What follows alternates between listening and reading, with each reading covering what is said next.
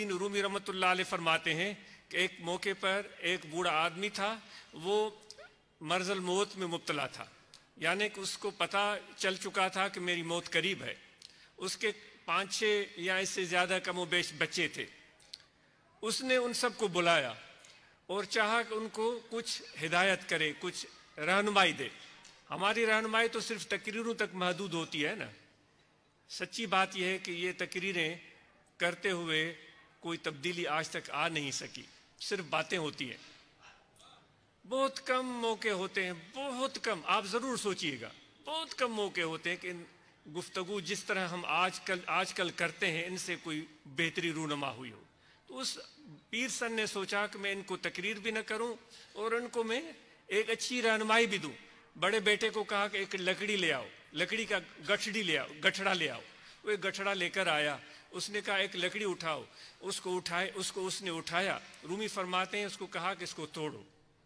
اس نے توڑا، وہ ٹوٹ گئی 2 حصوں میں۔ دوسرے کو کہا تم بھی توڑو، ٹوٹ گئی۔ تیسرے کو دیا، اس نے بھی توڑ دیا۔ پھر اس نے کہا 2 لکڑیوں کو اٹھاؤ۔ اب ایک لکڑی کے بعد 2 لکڑیاں ایک ساتھ، وہ 4 بھائی تھے غالباً۔ اس نے کہا ان کو توڑو۔ دونوں کو ملا کر اس نے جب توڑنے کی کوشش کی تو ٹوٹ تو گئی، لیکن اس کو طاقت لگانی پڑی۔ اس طرح دوسرے کو بھی کہا، تیسرے چوتھے کو بھی۔ پھر اس نے کہا 3 لکڑیاں اٹھاؤ۔ اس نے ایک ساتھ 3 لکڑیاں اٹھائیں، کہا ان کو توڑو۔ ان میں سے جو بڑا بھائی تھا اس نے طاقت لگائی، زور آزمائی کی، توڑنے کی کوشش کی۔ بہت مشکل سے بڑے زور آزمائی کے بعد وہ 3 لکڑیاں ٹوٹیں۔ پھر آخر میں اس نے کہا قصہ مختصر کہ 4 لکڑیاں اٹھاؤ، کیونکہ وہ 4 بھائی تھے غالباً۔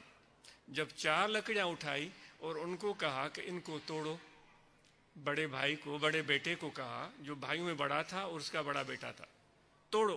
اس نے پوری طاقت لگائی، اسی کے پسینے بہنے لگے، ہاتھ پاؤں ٹانگوں کا زور سب اس نے لگایا، لیکن وہ 4 لکڑیاں ایک ساتھ ٹوٹ کر نہیں دی۔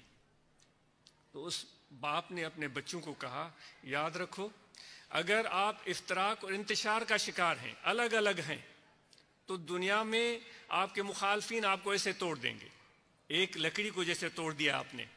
اگر 2 مل کر ساتھ رہیں گے تو زیادہ مضبوط، لیکن پھر بھی آپ کمزور ہیں۔ 3 کچھ اور مضبوط لیکن کمزور، پھر بھی کمزور، لیکن چاروں اگر ساتھ ہیں تو پھر آپ کو کوئی توڑ نہیں سکتا۔